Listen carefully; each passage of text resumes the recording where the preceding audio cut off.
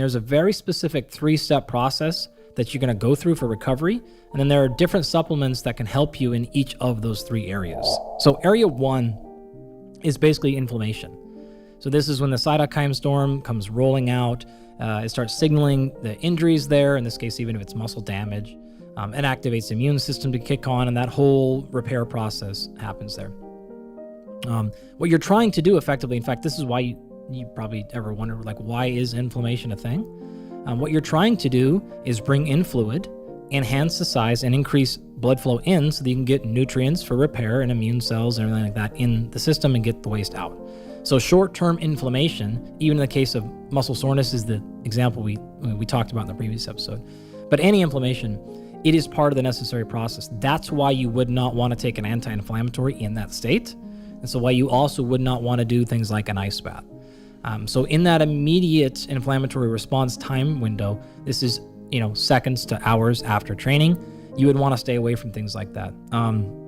A good option here are things like omega-3s.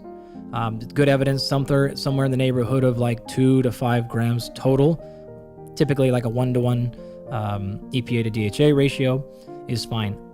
Similarly, this is another example of when good doesn't mean more is better.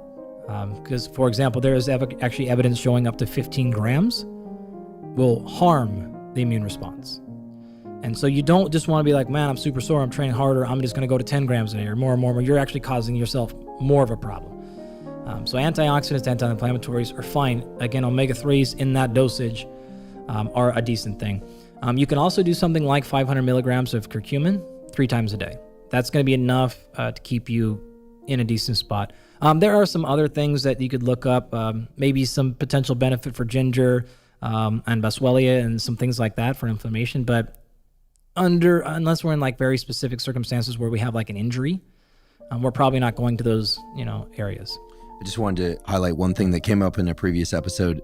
Some, not all people, but some, including myself, are very sensitive to curcumin. Yep. It has a very potent effect in reducing DHT, dihydrotestosterone, and leads to all sorts of clamping of testosterone-associated positive things.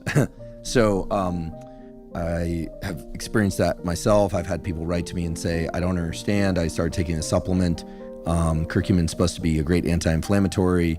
It flatlined my libido. It took away my drive, and kind of wondering what's going on there. Those people are very likely to be very DHT sensitive. Curcumin, while it's a potent anti-inflammatory, can also potently reduce DHT, but some people tolerate it quite well and are hearing this and probably think that's ridiculous. Well, it's certainly substantiated by the biochemical pathways that curcumin taps into and the known roles of DHT on libido, aggression, power output, etc., and mood.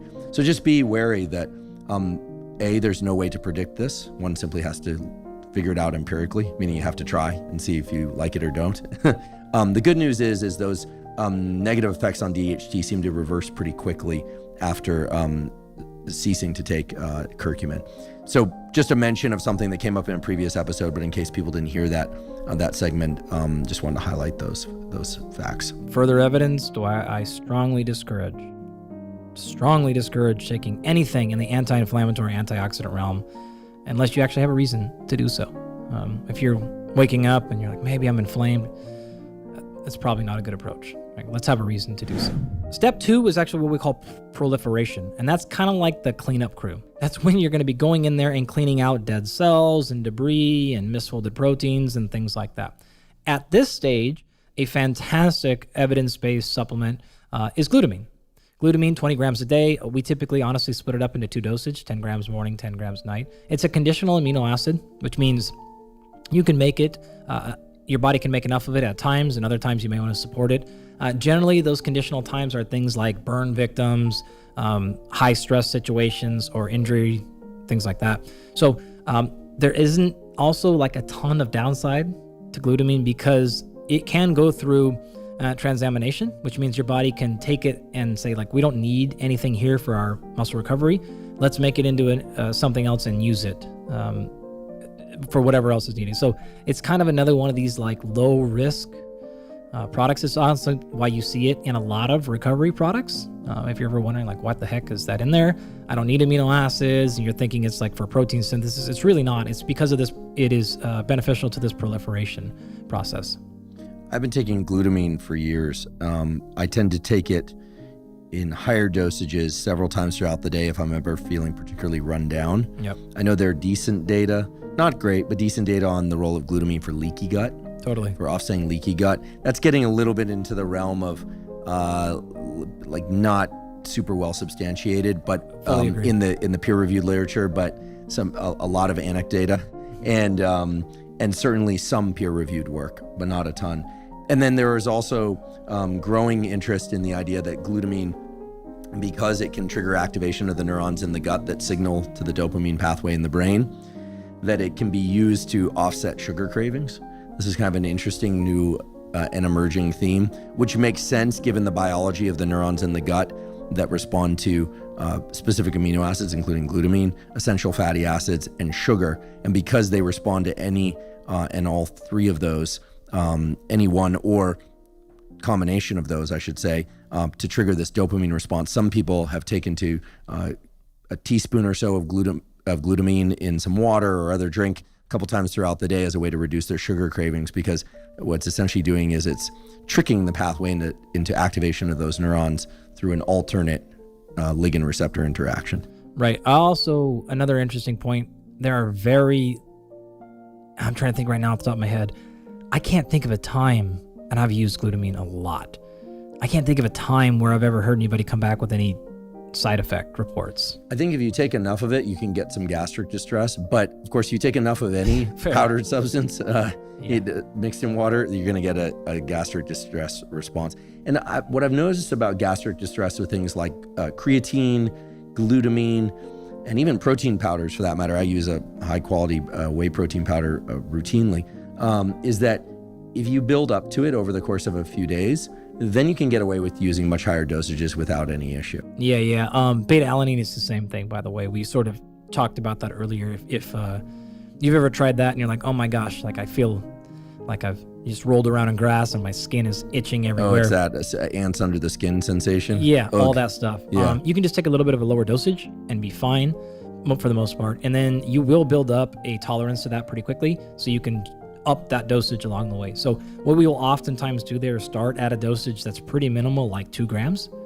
And then every week or so, you can go up another gram until you get to whatever final point you want to be, 5-6 grams a day, whatever. So that's another way you can sort of mitigate that problem. So the third step in this recovery process, after inflammation, proliferation, we're now into remodeling. And this is when you're actually, quote unquote, growing back bigger and stronger. This is where the majority of the repair is actually taking place. And at this point, we're basically playing a micronutrient and macronutrient game, right? By that, I mean, we've talked about basic macronutrients. One thing to pay attention to, oftentimes if people are hurt, whether they had an injury or they've had, they're super sore and they are concerned about eating excess calories, they tend to want to eat less food during this process because they're like, I'm not working out so much, so I'm going to eat less calories. Well, one of the things that you have to pay attention to is injury can increase basal metabolic rate by up to 10%. So what you want to do in general is just take your calories up about 10%. At least that's what I recommend.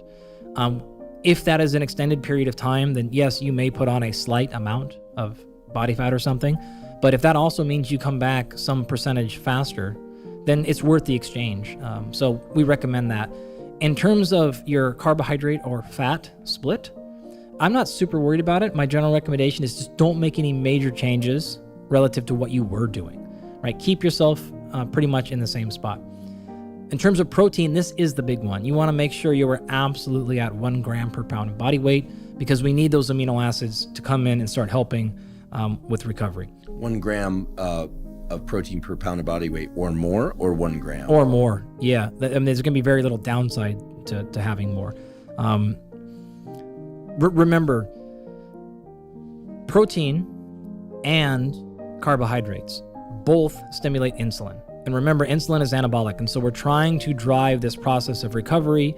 That's why you want both. So you wouldn't want to skimp on carbohydrates in this phase, nor would you want to skimp on protein, because you need the activation, the drive into the tissue, as well as the structure.